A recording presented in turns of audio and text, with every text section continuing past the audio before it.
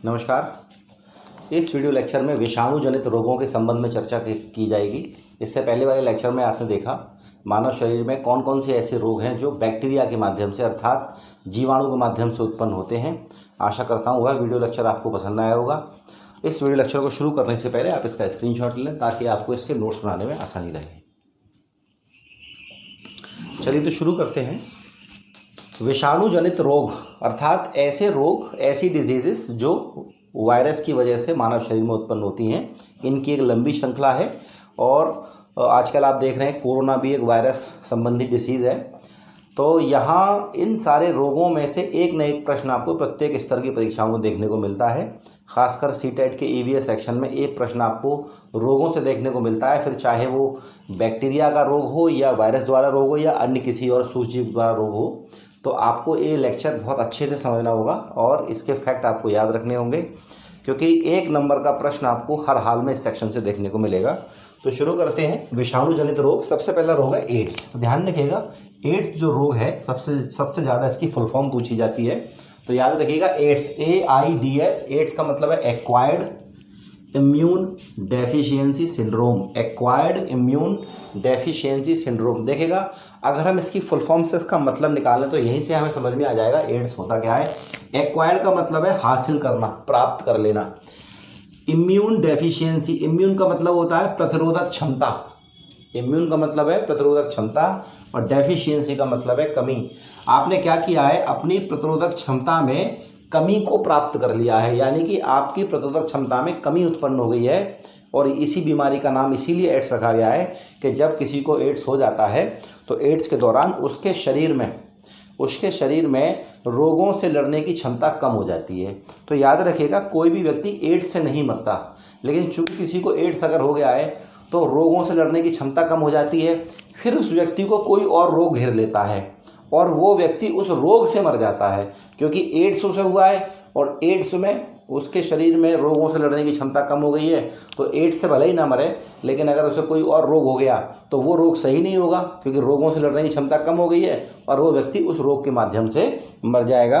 तो आपने देखा भी होगा, एड्स का अभी तक कोई भी परमानेंट ट्रीटमेंट नहीं ढूंढा गया है, लेकिन यही कहा जाता है अगर सावधानी बरती जाए तो लोग एड्स के साथ भी जीवित रह सकते हैं। तो चलिए आगे बात करते हैं। एड्स की फुल फॉर्म आपने देखी, एक्वायर्ड इम्यून डेफिशिएंसी सिंड्रोम। जिस वायरस के द्वारा एड्स होता है उसका नाम है HIV। HIV उस वायरस का नाम है जिसकी वजह से एड्स होता है। HIV का फुल फॉर्म है human immunodeficiency. Human immunodeficiency virus, आप समझ रहे हैं कि मानव के प्रतिरक्षा तंत्र में कमी उत्पन्न करने वाला वायरस। तो आपने देखा एड्स की full form acquired immune deficiency syndrome, और जिस वायरस की वजह से एड्स होता है उसका नाम है HIV अर्थात ह्यूमन इम्यूनोडेफिशिएंसी सिंड्रोम। दोनों ही इंपॉर्टेंट है, आपको दोनों याद होने चाहिए।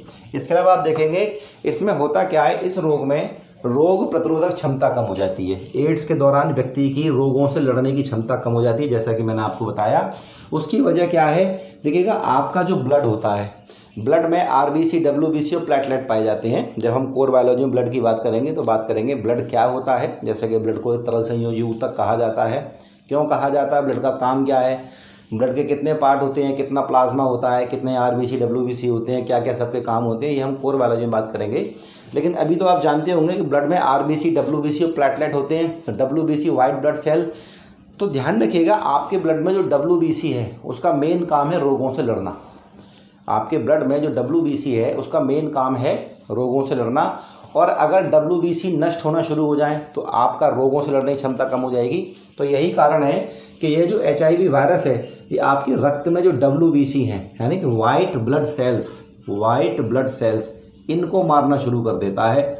और आप ध्यान रखिएगा, जो आपके रोगों से लड़ने में मदद करते हैं वही नष्ट हो रहे हैं, तो आपकी रोगों से लड़ने की क्षमता कम हो जाएगी। तो याद रखिएगा, HIV होने पर, HIV वायरस की वजह से एड्स हो जाता है, मनुष्य की रोग प्रतिरोधक क्षमता कम हो जाती है और WBC नष्ट होने लगते हैं।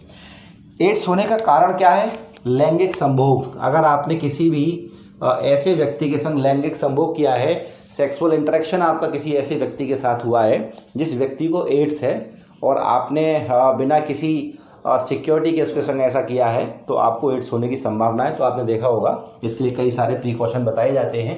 इसके अलावा किसी संक्रमित व्यक्ति का रक्त है, मान लीजिए किसी को HIV पॉजिटिव है कोई व्यक्ति, या किसी को एड्स है और उसका ब्लड किसी सामान्य व्यक्ति को चढ़ा दिया है, तो आपने देखा होगा कि जब भी हॉस्पिटल्स में ब्लड इत्यादि दिया जाता है तो पहले उसका टेस्ट किया जाता है कि जिस व्यक्ति का ब्लड लिया जाना है तो उस व्यक्ति को कोई बीमारी तो नहीं है, HIV इत्यादि तो नहीं है। अगर ऐसा हुआ तो जो व्यक्ति को दिया जाना है वो नॉर्मल होगा तो उसको भी HIV हो जाएगा। तो इसी तरह से अगर किसी ऐसे व्यक्ति का ब्लड जिसको HIV है किसी ऐसे व्यक्ति को चढ़ा दिया गया जिसको HIV नहीं है अर्थात एड्स नहीं है तो उसको भी एड्स हो जाएगा। तीसरी वजह क्या है, संक्रमित माँ से बालक को।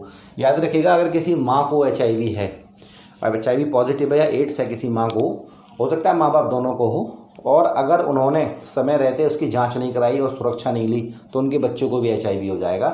देखिएगा, अगर माँ को HIV पॉजिटिव है तो इस तरह का ट्रीटमेंट अवेलेबल है कि बच्चों को HIV नहीं होगा, लेकिन इसके लिए आपको प्रॉपर टेस्ट कराने होते हैं और उसके बाद डॉक्टर उसके ट्रीटमेंट शुरू करते हैं, कुछ दवाइयाँ देते हैं जिससे कि ये माँ से बच्चे में ना आए। लेकिन अगर ठीक से प्रिकॉशन ना लिया जाए, ठीक से दवाइयाँ ना ली जाए तो माँ से होने वाले बच्चे को भी, अगर कोई बच्चा माँ के गर्भ में है तो उसको भी ये हो सकता है। अगर आपने कोई प्रयोग की हुई सुइयों यूज कर ली है, मान लीजिए कोई व्यक्ति है और उसने ब्लड टेस्ट कराया या डॉक्टर के यहाँ डॉक्टर ने इंजेक्शन लगाया, तो उस इंजेक्शन किसी ऐसे व्यक्ति को यूज़ किया गया जिस व्यक्ति को HIV पॉजिटिव है अर्थात एड्स है, और वही नीडल यूज़ की हुई नीडल किसी ऐसे व्यक्ति को यूज़ कर दी जिसको HIV नहीं है तो उसको हो जाएगा। तो आपने देखा होगा कि आजकल इंजेक्शंस वगैरह हर बार नए चेंज किए जाते हैं, हर बार एक नीडल इत्यादि सब नहीं ली जाती, जिससे कि किसी भी व्यक्ति में अगर इस प्रकार के रोग की संभावना हो तो किसी दूसरे व्यक्ति को वह ना फैले, क्योंकि ये संक्रामक रोग है। इसके अलावा बहुत से लोग टैटू बनवाते हैं, तो देखिएगा टैटू बनवाने से भी ऐसा हो सकता है कि मान लीजिए आप टैटू बनवाने गए और टैटू बनवाने से पहले आपने ये नहीं देखा कि ये जिस मशीन से या जिस नीडल से टैटू बना रहा है इससे पहले किससे बनाया जा चुका है। तो अगर मान लीजिए कि टैटू बनाने वाले व्यक्ति ने किसी ऐसे व्यक्ति को टैटू बना दिया उसको HIV एड्स है और उसी नीडल का यूज़ कर दिया आपके साथ, और वो भी तब बिना उसको स्टेलाइज किए, मतलब गर्म पानी इत्यादि में उसको धो के या बहुत सारे प्रिकॉशन, उसने एज इट इज़ वही नीडल आपके साथ यूज़ कर दी, तो आपको भी एड्स होने की संभावना है। तो ये सब आपके तरीके हैं जिनसे एड्स फैलता है। एड्स की जांच के लिए याद रखिए एक टेस्ट कराया था एलिसा, एक टेस्ट कराया जाता है एलिसा। एलिसा की फुल फॉर्म पूछी जाती है एंजाइम लिंक्ड इम्यूनोसॉर्बेंट, ऐसे याद रखिएगा ये टेस्ट का नाम है, फुल फॉर्म पूछी जाती है एंजाइम लिंक्ड इम्यूनोसॉर्बेंट, ऐसे एलिसा टेस्ट कराया जाता है। देखिएगा, एड्स का जो वायरस होता है वो RNA और प्रोटीन से बना होता है। आपने सुना होगा RNA DNA, तो एड्स का जो वायरस होता है वो RNA और प्रोटीन से मिलकर बना होता है। और एड्स के लिए सबसे ज़्यादा कॉमन दवा जो दी जाती है उसका नाम है जीडोवुडीन ATZ। एड्स के लिए सबसे कॉमन जो दवा दी जाती है उसका नाम है जीडोवुडीन ATZ। तो आपने देखा AIDS full form acquired immune deficiency syndrome, किस वायरस से होता है तो उसका नाम है HIV, human immuno deficiency virus. इसके अलावा इस रोग में रोगी की रोग प्रतिरोधक क्षमता कम हो जाती है, अर्थात रोगों से लड़ने की क्षमता कम हो जाती है, क्योंकि यह वायरस रक्त में उपस्थित WBC को अर्थात वाइट ब्लड सेल को नष्ट करना शुरू कर देता है, और वाइट ब्लड सेल ही रोगों से लड़ते हैं। तो रोगों से लड़ने वाले सिपाही खत्म हो जाएंगे तो रोगों से लड़ने की क्षमता कम हो जाएगी। किस प्रकार से फैलता है, असुरक्षित यौन संबंधों से या लैंगिक संभोग के माध्यम से, संक्रमित व्यक्ति का सामान्य व्यक्ति को खून चढ़ा दिया जाए, या संक्रमित माँ से बालक को प्रयोग की सुइयों से, टैटू इत्यादि से। इसके अलावा एड्स की जांच के लिए एलिसा टेस्ट कराया जाता है, फुल फॉर्म मैंने आपको बता दी है। एड्स का वायरस RNA और प्रोटीन का बना होता है। एड्स के लिए प्रचलित दवा जीडोवुडीन ATZ होती है, ध्यान रखिएगा। अगली बीमारी का नाम है डेंगू। डेंगू का नाम ही, वायरस का नाम ही डेंगू है, ठीक है ना, बड़ा ख़तरनाक होती है। हम देखा होगा अक्सर जब डेंगू बारिश के सीज़न में आता है तो बहुत सी मौतें हमारे आसपास हो जाती हैं। डेंगू जो बीमारी है वायरस के द्वारा फैलती है, वायरस का नाम भी डेंगू है, और इस वायरस को फैलाने में मादा एडीज इजिप्टी मच्छर का बहुत बड़ा रोल होता है। याद रखिए, एक मच्छर होता है एडीज इजिप्टी, मादा है ना, नरमादा होती है मेल फीमेल, तो मादा एडीज इजिप्टी मच्छर इसको बहुत तेज़ी से फैला देता है। तभी आपने देखा होगा कि जब भी डेंगू इत्यादि फैल रहा होता है तो कहा जाता है कि अपने आसपास मच्छर इत्यादि ना इकट्ठे होने दें, और कहीं भरा हुआ पानी हो तो उसे निकाल के फेंक दें ताकि उसमें मच्छर ना पनपे, और मच्छर पनपेंगे तो ये मच्छर अगर पनप गया मादा एडीज इजिप्टी तो ये आपके आसपास कहीं ना कहीं वायरस, डेंगू वायरस को फैला देगा। डेंगू को हड्डी तोड़ बुखार भी कहते हैं, ध्यान रखिएगा। बहुत पेन होता है, आपने अगर ईश्वर न करे आपको कभी हुआ हो या आपके आसपास किसी को हुआ हो तो बहुत दर्द, बहुत तकलीफ होती है, तो हड्डी तोड़ बुखार कहते हैं। इसमें सबसे बड़ा काम क्या होता है, प्लेटलेट्स की कमी हो जाती है। देखिएगा ब्लड में 3 प्रकार की रक्त कोशिकाएं पाई जाती हैं, आरबीसी, डब्ल्यूबीसी, प्लेटलेट्स। और प्लेटलेट्स का काम मैं आपको बता चुका हूँ पहले कि आपका कभी चोट लग जाए तो चोट लगने पर रक्त का थक्का जो जमता है उसमें सबसे बड़ी भूमिका किसकी होती है, प्लेटलेट्स की होती है। हालांकि कैल्शियम के अलावा विटामिन के भी काम आता है, मतलब खून का थक्का जमने में मैं बता चुका हूँ आपको, लेकिन प्लेटलेट्स की बहुत इंपॉर्टेंट भूमिका होती है। और इसमें डेंगू में क्या होता है, प्लेटलेट्स कम हो जाती है। आप देखा होगा गांव में अक्सर कहते हैं लोग प्लेटें गिर गई हैं, प्लेटें गिर गई, क्योंकि वो प्लेटलेट्स पूरा नहीं कर पाते तो प्लेटें कह देते हैं। तो प्लेटलेट्स गिरने से क्या होगा कि मान लीजिए किसी की प्लेटलेट्स बहुत कम हो गई, और कम होने के बाद अगर मान लीजिए बॉडी में कहीं इंटरनल ब्लीडिंग हो गई, कहीं भी अंदर कहीं इंटरनल ब्लीडिंग शुरू हो गई, तो ब्लीडिंग रुकेगी नहीं, क्योंकि रक्त का थक्का नहीं जमेगा, क्योंकि प्लेटलेट्स कम हो गई हैं, तो उस ब्लीडिंग की वजह से डेथ हो जाती है।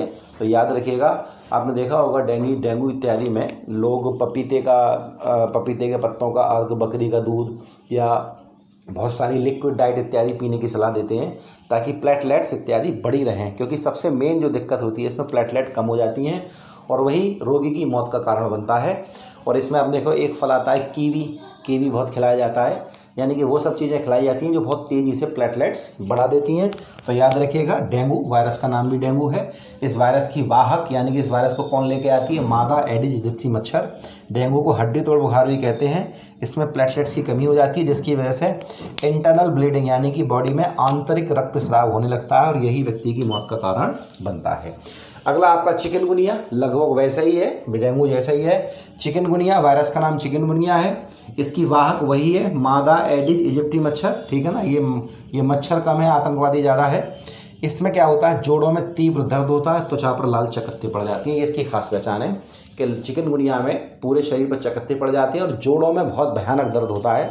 आप में से किसी को कभी हुआ हो तो आपको पता होगा, या आपके घर में या आसपास किसी को हुआ हो, बहुत घातक दर्द होता है इसमें। तो याद रखिएगा, लगभग दोनों एक सी बीमारियां हैं, वायरस के नाम अलग है। डेंगू में वायरस का नाम डेंगू है, चिकनगुनिया में वायरस का नाम चिकनगुनिया है। अगली बीमारी है जापानी इंसेफेलाइटिस। जापानी इंसेफेलाइटिस, याद रखिएगा, यह बीमारी सबसे पहले जापान में देखी गई, इसलिए इसका नाम जापानी इंसेफेलाइटिस रख दिया गया। इसके वायरस का नाम भी जापानी इंसेफेलाइटिस है, इसके वायरस का नाम भी जापानी इंसेफेलाइटिस है। ध्यान रखिएगा, इसे फैलाने में किन मच्छरों का हाथ होता है, क्यूलेक्स मच्छरों का हाथ होता है। इस जापानी इंसेफेलाइटिस को फैलाने में किसका हाथ ज़्यादा होता है, क्यूलेक्स प्रजाति के मच्छर। एक मच्छर का टाइप होता है, जैसे एडीज इजिप्टी मच्छर था, ऐसे क्यूलेक्स मच्छर होता है, टाइप होता है मच्छर का, वो इसको बहुत तेज़ी से फैलाता है। और याद रखिएगा, ये मच्छर ऐसी जगह पर ज़्यादा पाया जाता है जहाँ नमी ज़्यादा हो, जहाँ नमी ज़्यादा हो। खासकर धान के जो खेत होते हैं, अगर ऐसा पूछा जाता है कि धान के खेत की वजह से कौन सी बीमारी फैल सकती है, तो जापानी इंसेफेलाइटिस उसकी वजह है। कि जापानी इंसेफेलाइटिस जो है एक बीमारी है, एक रोग है, वो किससे फैलेगा, जापानी इंसेफेलाइटिस नाम के वायरस से फैलेगा। इस वायरस को कैरी कौन करेगा, इस वायरस को लेके कौन जाएगा, क्यूलेक्स मच्छर। और क्यूलेक्स मच्छर कहाँ ज़्यादा मिलेगा आपको, धान के खेत में, क्योंकि वहाँ नमी ज़्यादा होती है।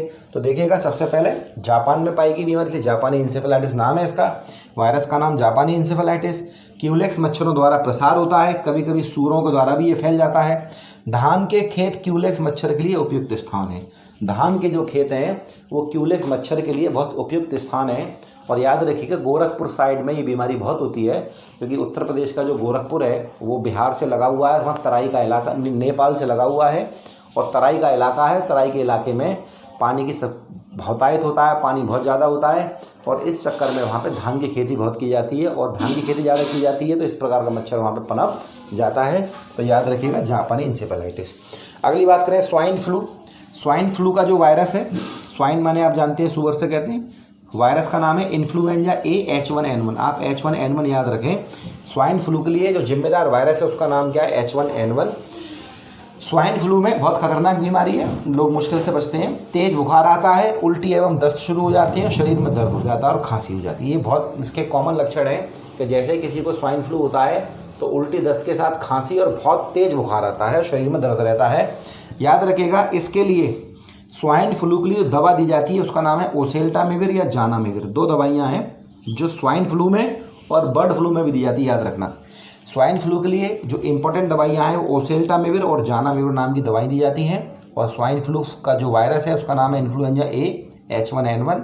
लक्षण तेज बुखार, उल्टी एवं दस्त, शरीर में दर्द, खांसी, और ओसेल्टामिविर और जानामिविर नाम की औषधि यहाँ पे दी जाती हैं। चलिए अब बात करते हैं बर्ड फ्लू की। बर्ड फ्लू सबसे पहले बार पाया गया 1997 में, हांगकांग से इसकी शुरुआत हुई। हांगकांग में पहली बार देखा गया बर्ड फ्लू। बर्ड फ्लू है तो यह किससे फैलेगा? चिड़ियों से फैलेगा, तो पक्षियों से फैलेगा, मुर्गियों व प्रवासी पक्षियों द्वारा प्रसार। मुर्गियों तथा प्रवासी पक्षियों के द्वारा प्रसार। आपने देखा होगा साल में एक आध बार अपने भारत में ही और दुनिया में कई जगह आता है बर्ड फ्लू शुरू हो गया, बर्ड फ्लू शुरू हो गया। तो बड़े पैमाने पे लोग क्या करते हैं, चिकन खाना बंद कर देते हैं, मुर्गियों को मार दिया जाता है जिससे कि उनसे ना फैले। तो याद रखिएगा 1997 में हांगकांग से शुरुआत हुई। मुर्गियों व प्रवासी पक्षियों द्वारा इसका प्रसार किया जाता है, यानी कि फैलाया जाता है। और इसके वायरस का नाम है H5N1। यहाँ था H1N1, यहाँ पे H5N1। अगली बात करें पोलियो की, तो पोलियो एक बहुत खतरनाक बीमारी हुआ करती थी, लेकिन अब लगभग भारत से इसको ख़त्म कर दिया गया है। पोलियो वायरस का नाम भी पोलियो है, याद रखिएगा। पोलियो जो बीमारी वायरस से होती है तो वायरस का नाम भी पोलियो है। ये सेंट्रल नर्वस सिस्टम को प्रभावित करता है, केंद्रीय तंत्रिका तंत्र को प्रभावित करता है। देखिएगा इसमें आपने देखा होगा लोगों के पैर इत्यादि या हाथ, ज़्यादातर केस में पैर एक खराब हो जाता है। उसकी वजह क्या है? सेंट्रल नर्वस सिस्टम का मतलब क्या है कि आपका दिमाग, आपकी रीढ़ की हड्डी, और रीढ़ की हड्डी से बहुत सारी तंत्रिकाएं निकली होती हैं। देखिएगा ये मेरा हाथ है, अब इस हाथ को मैं मूव कर रहा हूँ किसके माध्यम से? सर के माध्यम से कर रहा हूँ ना। तो मेरे सर का मतलब मेरे दिमाग से कर रहा हूँ ना, तो दिमाग से सिग्नल जाएगा कहाँ? रीढ़ की हड्डी में, और रीढ़ की हड्डी से तंत्रिकाएं निकलकर यहाँ तक मैसेज पहुँचा रही हैं, इसलिए मैं अपना हाथ घुमा पा रहा हूँ। अगर मेरे हाथ में चोट लगती है, दर्द होगा, तो दर्द का एहसास मुझे कहाँ होगा? मेरे दिमाग में। तो वो दर्द की फीलिंग भी उन्हीं तंत्रिकाओं के थ्रू होकर रीढ़ की हड्डी में होकर मेरे दिमाग तक पहुँचेगी। यानी कि इस हाथ का इनडायरेक्ट कनेक्शन किससे है? मेरे दिमाग से है। किसके माध्यम से? कि हाथों से जा रही हैं तंत्रिकाएं, वो सब कनेक्ट हो रही हैं कहाँ? रीढ़ की हड्डी में। और रीढ़ की हड्डी कहाँ कनेक्ट हो रही है? दिमाग से। ये मैं आपको पढ़ाऊंगा कोर बायोलॉजी में, बहुत अच्छे से पढ़ाऊंगा, आपको पूरी बॉडी की फंक्शन अच्छे से समझ में आ जाएंगे। अब सपोज करिए मेरे इस हाथ का कनेक्शन मेरे दिमाग से ख़त्म हो जाए, यानी कि इस हाथ को आने वाली जो तंत्रिकाएं हैं वो ख़त्म हो जाएं, वो डेड हो जाएं, यानी कि मेरे दिमाग को अब ये नहीं पता कि ये हाथ इस शरीर में है कि नहीं है। अब तक तो ये हाथ जुड़ा हुआ था तंत्रिकाओं के माध्यम से, तो मेरा दिमाग इसको कंट्रोल कर रहा था, भोजन इत्यादि पहुंचा रहा था, क्योंकि बॉडी में भोजन कौन पहुंचाता है? रक्त पहुंचाता है। बॉडी में जो भोजन है, आपने भोजन किया, भोजन पच गया, पचने के बाद भोजन उसमें ग्लूकोज में चेंज हो गया, आपने सांस ली, उसमें ऑक्सीजन मिल गई, अब ये पूरा खाना बन गया, ग्लूकोज और ऑक्सीजन ये पूरी बॉडी में पहुंचाया जा रहा है। तो इस खाने को पहुंचाने के पीछे कंट्रोल कौन कर रहा है? दिमाग। अब इस हाथ का कनेक्शन दिमाग से ख़त्म हो जाए तो दिमाग को पता ही नहीं होगा कि ये भी हाथ भी शरीर में है, तो क्या यहाँ तक खाना आएगा? क्या इसे कंट्रोल किया जाएगा? तो ये कैसा हो जाएगा? बेकार डेड हो जाएगा। तो आपने देखा होगा जिनके पैर वैर में पोलियो हो जाता है तो बिल्कुल दुबले पतले हो जाते हैं। देखा होगा पोलियो का आपने कभी भी लोग आसपास। क्यों? क्योंकि वो अंग शरीर में तो है, लेकिन उसके दिमाग से उसकी कनेक्टिविटी खत्म हो गई है, तो ना वहाँ तक भोजन आ रहा है, ना वहाँ कोई सेंस हो रहा है। तो याद रखिएगा पोलियो जो बीमारी है उसका नाम पोलियो इसीलिए कि वायरस का नाम पोलियो है। सेंट्रल नर्वस सिस्टम को ये प्रभावित करती है और खासकर किस में होती है? बच्चों में होती है। अब देखिएगा पोलियो किसी ज़माने में बहुत खतरनाक बीमारी थी, खासकर द्वितीय विश्व युद्ध या उससे पहले।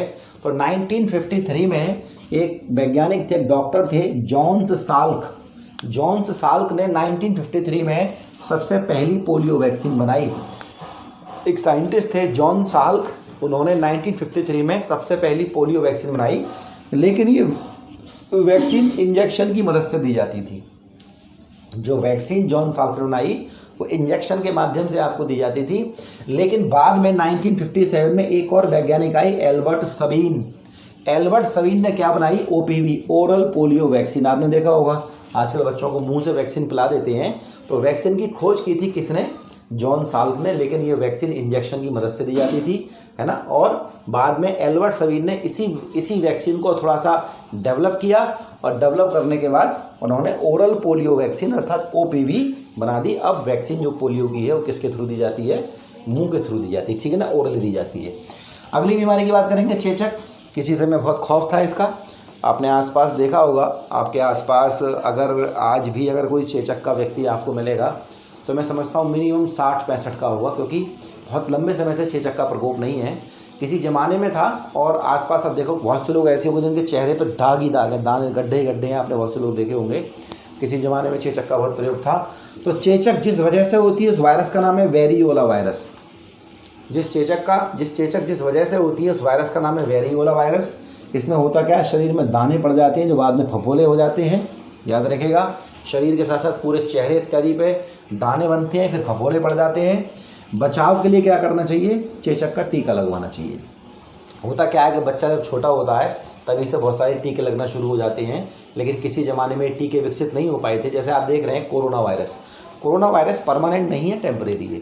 अभी आप अपना बचाव करिए, घर से मरने के लिए इमरजेंसी हो तभी निकलिए, और सोशल डिस्टेंसिंग के नियमों का कड़ाई से पालन कीजिएगा। देखिए, साइकोलॉजिकल एक बात होती है कि हमें लगता है कि यार मुझे नहीं होगा, हम मान के चलते हैं, ऐसा नहीं है। आप ये मान के चलिए कि मैं बाहर जा रहा हूँ और वायरस मुझे ही ढूंढना है।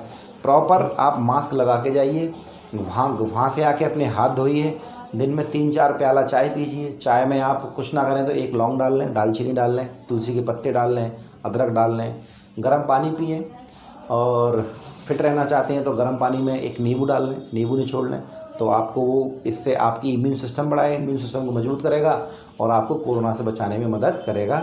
और लोगों से दूरी बना के रखें, ठीक है ना। तो इसी तरह से मैं बता रहा हूँ, कोरोना भी परमानेंट नहीं है। और अभी कल ही बाबा रामदेव ने एक दवा लॉन्च की है, और ये आने वाला समय बताएगा ये दवा कितनी कारगर है। हालांकि उनके अपने दावे हैं, और भारत सरकार ने इस पर एक तरह से रोक लगाई है कि जब तक इसकी जांच क्लियर नहीं हो जाती। हालांकि बाबा रामदेव का ये कहना है, उनका ये दावा है, उनका ये सब रिसर्च पेपर भी हैं कहने कि उन्होंने उस दवा का जो ट्रायल किया है वो एलोपैथी सेंटर पे ही किया है। और देखते हैं, वक्त लगेगा। हमें आशावान रहना चाहिए, दुआ करनी चाहिए कि बाबा रामदेव की दवा सफल हो। उसके 2 फ़ायदे हैं, इससे आयुर्वेद को बढ़ावा मिलेगा और भारत को निसंदेह फ़ायदा होगा, क्योंकि और आम जनता का फ़ायदा होगा। क्योंकि आप देख रहे हैं कि कई सारी दवाइयाँ, जैसे अभी ग्लेनमार्क की एक दवा आई थी, और ग्लेनमार्क की दवा 3500 रुपये कॉस्ट करती है, जबकि बाबा रामदेव की दवा 500 रुपये कॉस्ट कर रही है। और बाबा रामदेव जिस बात का दावा कर रहे हैं कि 100% क्योर हो जाएगा, मैं इसके पक्ष में नहीं हूँ, मैं इसके विपक्ष में नहीं हूँ, मैं सिर्फ चीज़ों को देख रहा हूँ।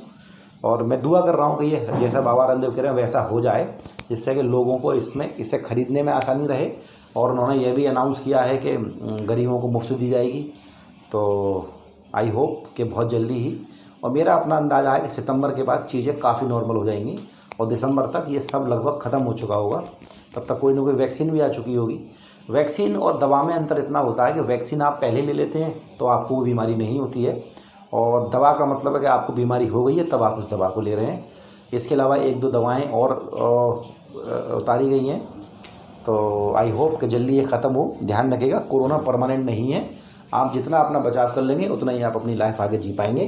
तो आप जैसे ये बीमारी देख रहे हैं, ये भी देख रहे हैं, ये किसी समय बहुत भयानक बीमारियाँ होंगी। जैसे मैंने आपको पढ़ाया था प्लेग, काली मौत कहते थे। सोचो नाम क्या है, काली मौत, खतरनाक होगी तभी तो कह रहे हैं ना। तो ऐसे बहुत सी बीमारियाँ इतिहास में आई हैं जो कुछ समय तक उन्होंने भयानक तबाही मचाई है, और उसके बाद वो समाप्त हो गई हैं। तो कोरोना परमानेंट नहीं है, ये भी जाएगा। और मुझे आशा है कि लगभग दिसंबर तक सब कुछ नॉर्मल हो गया होगा। चलिए, तो ध्यान रखिएगा, बचाव के लिए चेचक का टीका लगाया जाएगा। और चेचक के टीके की जो खोज की थी वो एडवर्ड जेनर ने की थी। याद रखिएगा, एडवर्ड जेनर। कई बार पूछा जाता है चेचक के टीके की खोज। छोटी माता, जिसको चिकन पॉक्स कहते हैं, छोटी माता लगभग मैं समझता हूँ सभी को निकलती हैं, और मुझे भी 2016 में इनका सामना करना पड़ा है। संक्रामक रोग है ये, मेरे बड़े भाई को हुआ था और मैं उनके साथ ही था, फिर मुझे भी हो गया बाद में। इसमें सबसे ख़राब बात ये होती है कि एक तो आपकी पूरी बॉडी पे दाने निकल आते हैं, बहुत तेज़ बुखार रहता है, इतनी तेज़ बुखार रहता है कि आपको लगता है कि बुखार में ही कहीं हम टैना भूल जाएँ। तो इसके अलावा बड़ी समस्या और होती है, सामाजिक भ्रांतियाँ बहुत होती हैं। नहाना नहीं है, और घर में तड़का नहीं लगेगा, ये सब चीज़ें किसी ज़माने में चीज़ें हुआ करती थी। हालांकि इसका आज टीका भी, इसकी दवाइयाँ भी होती। लोग कहते हैं इसकी दवा नहीं होती, इसकी दवा होती है, इसका टीका होता है। बच्चे को दिया जाता है स्टार्टिंग में 4 महीने से 12 महीने की एज के बीच, फिर दोबारा बड़ा हो जाए 5 साल से या 7 साल के बीच फिर टीका दिया जाता है। तो इसकी दवाइयाँ प्रॉपर मौजूद हैं, टीके मौजूद हैं, और बहुत तकलीफ दे होता है ये। और ये कहा जाता है कि लाइफ में एक बार हो जाए दोबारा नहीं होता, क्योंकि बॉडी इम्यून हो जाती है। खैर, छोटी माता, वायरस का नाम वेरिसेला जोस्टर। याद रखिएगा, दवाई मौजूद है, अगर किसी को हो जाए तो दवा लें प्रॉपर। भले ही एलोपैथी न लें, होम्योपैथी लें। अपनी साफ़ सफाई का विशेष ध्यान रखें। शरीर में लाल दाने और बहुत तेज बुखार होता है, सबको पता हो, कॉमन है। वायरस का नाम याद रखना है, वेरिसेला जोस्टर, जबकि चेचक का था वेरियोला वायरस। हेपेटाइटिस या पीलिया, हेपेटाइटिस या पीलिया याद रखिएगा। हमारा जो लीवर होता है, यहाँ लीवर क्या करता है, पित्त का उत्पादन करता है, पित्त रस है ना, जिसे बाइल जूस कहते हैं। और पित्त रस का काम होता है आपके भोजन में जो फैट है, आपके भोजन में जो वसा है, आपने जो घी तेल खाया है, उसको पचाने में पित्त रस का बहुत इंपॉर्टेंट रोल होता है। और इस बीमारी में क्या होता है, हेपेटाइटिस जिसे हम पीलिया कह रहे हैं, उस वायरस का नाम भी हेपेटाइटिस है। इसमें क्या होता है, आपका लीवर प्रभावित हो जाता है। लीवर अर्थी की हिंदी में कहते हैं यकृत, और शुद्ध हिंदी में तो इसे कहते हैं जिगर। लीवर को ही जिगर कहते हैं और यकृत भी इसी को कहते हैं। तो याद रखिएगा, लीवर में पित्त रस का उत्पादन होता है, और जब ये इस वायरस की वजह से पीलिया या हेपेटाइटिस भी हो जाए तो लीवर पित्त का उत्पादन बढ़ा देता है, यानी कि पित्त की मात्रा बढ़ जाती है। और पित्त की मात्रा जब बढ़ जाती है तो नाखून पीले हो जाते हैं, आंखें पीली हो जाती हैं, त्वचा पीली हो जाती है। तो ध्यान रखिएगा, रोग में क्या होता है, पित्त की मात्रा बढ़ जाती है, त्वचा व आंखें पीली हो जाती है, मूत्र भी पीला हो जाता है। तो नॉर्मल आप इसमें खान पान का ध्यान रखें और लीवर संबंधी दवाइयाँ खाएँ तो आप इसमें आसानी से ठीक हो सकते हैं। मुझे एक बार बहुत हल्का सा, बहुत माइल्ड हो चुका है, और उसमें मैंने कुछ सावधानियाँ बरती। खाना पीना मैंने बहुत हल्का खाया, कुछ दवाइयाँ ली, और पानी को मैंने उबाल के पिया तो वो ठीक हो गया। तो याद रखिएगा, हेपेटाइटिस या पीलिया वायरस का नाम भी हेपेटाइटिस लीवर संबंधी बीमारी है। ध्यान रखिएगा, खासकर दूषित पानी से फैल जाता है। गलसुआ जिसे मम्स कहते हैं। अब देखा होगा बच्चों के यहाँ इस जगह बहुत सूजन आ जाती है बुरी तरह से, और यहाँ पे देखा होगा बड़े स्टिकर जैसे लगा देते हैं। वायरस का नाम ही मम्स है। इसमें क्या होता है, लार ग्रंथियाँ प्रभावित, लार ग्रंथियों में सूजन आ जाती है, कुछ भी निगलने में दिक्कत होती है, और बहुत तेज़ बुखार वगैरह भी इसमें आता है। अगला है आपका खसरा, बहुत खतरनाक बीमारी है खसरा। इसकी वजह क्या है, मोरबिली वायरस। इंपॉर्टेंट याद रखिएगा, मोरबिली वायरस खसरे के लिए जिम्मेदार है। ये हवा से फैलता है, वायु वाहित रोग है, हवा से फैलता है। सामान्यतः किसमें होता है, बच्चों में होता है। छोटे बच्चों में आपको खसरा होता है, बड़े लोगों में नहीं होता। शरीर पर दाने निकल आते हैं, नाक व आँख से पानी निकलना शुरू हो जाता है, तेज़ बुखार आता है, बहुत ज़्यादा वीकनेस हो जाती है। मुझे बचपन में एक बार हो चुका है ये। तो याद रखिएगा, मोरबिली वायरस की वजह से होता है और हवा से फैलने वाला रोग है। सामान्यतः बच्चों में होता है। शरीर पर दाने, नाक व आँख से पानी और तेज़ बुखार इसमें रहता है। अगला है आपका रेबीज। अगला रोग है आपका रेबीज या हाइड्रोफोबिया। देखो, हाइड्रो कहते हैं पानी से और फोबिया कहते हैं डर से, है ना। हाइड्रो पानी है ना, और फोबिया कहते हैं डर से। तो इस रोग में पानी से डर लगता है। ये किसी भी ऐसे जानवर के, रेबीज वायरस का नाम भी रेबीज है। और ध्यान रखिएगा, रेबीज वायरस किसी भी जानवर में हो सकता है। कुत्ते में हो सकता है, ज़्यादातर कुत्तों में होता है, बंदर में हो सकता है, बिल्ली में हो सकता है। अगर आपको किसी ऐसे जानवर ने काट लिया है जिसमें रेबीज वायरस है, अगर आपको ऐसे किसी जानवर ने काट लिया है जिसमें रेबीज वायरस है, तो आपको रेबीज होने की समस्या हो सकती है। याद रखिएगा, अगर रेबीज वायरस बॉडी में डेवलप कर गया तो आपका बचना लगभग नामुमकिन है। और रेबीज वायरस की वजह से आपको पानी से डर लगने लगता है। आपको कुत्ता काट ले, मैं आपको सलाह दे रहा हूँ, मैंने बहुत से लोगों को गाँव में लापरवाही करते देखा है। मैं गाँव में बताता हूँ क्या करते हैं कि मान लीजिए किसी को कुत्ते ने काट लिया तो उस पर मिर्च लगा देंगे। इसके अलावा 7 घरों से रोटी मांग के खा लेते हैं कि आप एक घर जाइए, रोटी मांग के खा लीजिए। देखिएगा, ये सब आप करिए, क्योंकि जो सामाजिक परंपराएं हैं इनको लेके लोग थोड़ा सा भावनाओं में बह जाता है। ये भी करिए। रेबीज का टीका तुरंत लगवाइए। मैंने मेरे एक अंकल थे, उनके पड़ोस में, फरीदाबाद की बात मैं आपको बता रहा हूँ, उनके बेटों को कुत्ते ने काट लिया था, लापरवाही कर दी। उससे 2 साल बाद रेबीज के वायरस के सिम्टम दिखाई दिए और फाइनली उसकी डेथ हो गई। अब बात करते हैं इसकी वैक्सीन की, इसके इंजेक्शन की बात करते हैं। देखिएगा, हॉस्पिटल्स में आसानी से नहीं मिलता। हॉस्पिटल्स वाले बदमाशी करते हैं। सरकारी हॉस्पिटल्स में ये आता है। आप सरकारी हॉस्पिटल में जाइए, मिल जाए तो ठीक है, वरना देखिए लाइफ से बड़ा कुछ भी नहीं है। 200, 250, 300, 400, 500 का जो भी आए, आप इसे तुरंत परचेज़ कीजिए मार्केट से, तुरंत लगवाइए इसको। एटलीस्ट एक तो तुरंत लगवा लीजिए, क्योंकि लाइफ से बड़ा कुछ भी नहीं है। और जो गांव के टोटके हैं ना, इन पर डिपेंड मत रहिए। ये मेरी आपसे व्यक्तिगत सलाह है। मुझे भी एक बार काटा था 2012 में, और मैं मेरे गांव से कुछ लोग आए हुए थे, उनको स्टेशन लेने गया था, और यहाँ मार्केट में अचानक से कुत्ता मेरी ओर भागा। सुबह का टाइम था और उसने काटा। बहुत मोटी जीन्स के ऊपर से भी उसके दांत अंदर चले गए। दांत अंदर गए थे लेकिन कहीं कोई निशान नहीं था। ये तो लग रहा था चुभन जैसी कि हाँ इसने काटा है, बट ब्लड नहीं निकला था। बट मैंने रिस्क नहीं लिया, सुबह के 7 बजे काटा है, 9-10 बजे करीब मैंने तुरंत इसका इंजेक्शन लिया, लगवा लिया। रिस्क नहीं लेना चाहिए, लाइफ से बढ़कर कुछ भी नहीं है, ठीक है ना। तो रेबीज जिसे हाइड्रोफोबिया कहते हैं, रेबीज वायरस की वजह से होती है। क्या है, अगर किसी कोई ऐसा जानवर जिसमें रेबीज वायरस है उसने आपको काट लिया है, जैसे कुत्ता, बिल्ली, बंदर आदि, इसमें भी आपका सेंट्रल नर्वस सिस्टम प्रभावित होता है और आपको पानी से डर लगने लगता है। सेंट्रल नर्वस सिस्टम, वही मैंने आपको बताया, दिमाग, रीढ़ की हड्डी, तंत्रिकाएं, और आपको पानी से डर लगने लगता है। इस सेक्शन में आपने देखा वायरस द्वारा कौन कौन से रोग हो जाते हैं। सबसे पहले एड्स देखा, डेंगू, चिकनगुनिया, जापानी encephalitis, swine flu, bird flu, polio, चेचक, छोटी माता, हेपेटाइटिस या पीलिया, गलसुआ, खसरा, रेबीज, हाइड्रोफोबिया। आशा करता हूँ ये सब आपको अच्छे समझ में आया होगा। आप इस वीडियो को देख रहे हैं, अगर आपको जरा भी आपको लगता है कुछ सुझाव आपको देना है, 1% भी आपको लगता है कि ये कुछ और होना चाहिए, तो आप चैनल के नंबर पर मैसेज करें या मुझे कमेंट सेक्शन में लिख के दें। आपके हर सुझाव पर गौर किया जाएगा और अगर लगेगा कि हाँ ये सही है तो उसको अवश्य इम्प्लीमेंट किया जाएगा। Thank you.